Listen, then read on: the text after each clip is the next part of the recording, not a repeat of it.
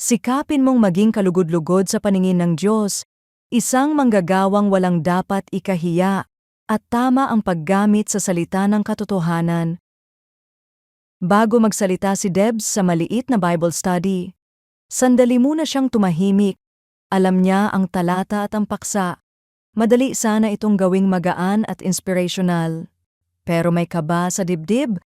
Ayaw niyang magkamali sa pagturo ng salita ng Diyos. Hindi lahat ng maling turo ay halatang mali. Minsan, tama ang tunog pero kulang sa konteksto.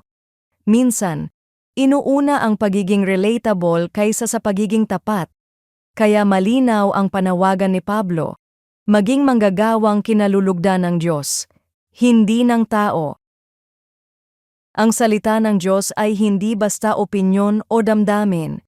Ito ay katotohanang dapat pag-aralan at ipahayag ng tama. Ang rightly handling ay hindi tungkol sa galing magsalita, kundi sa katapatan sa layunin ng Diyos. Hindi natin binabago ang mensahe para umayon sa atin. Hinahayaan natin ang salita ang humubog sa atin.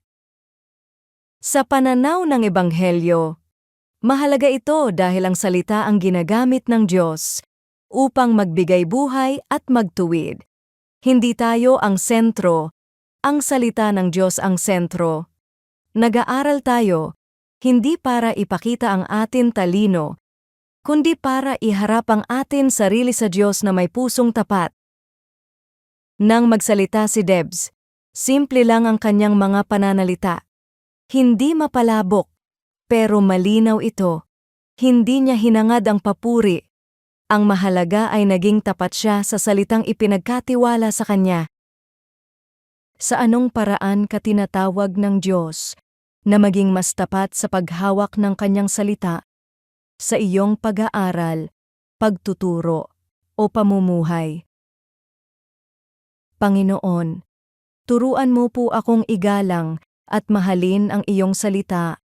Ilayo mo ako sa pagiging pabaya o mapagmataas sa pagtuturo nito. Gawin mo po akong manggagawang kinalulugdan mo, tapat at malinaw sa katotohanan. Sa pangalan ni Jesus. Amen.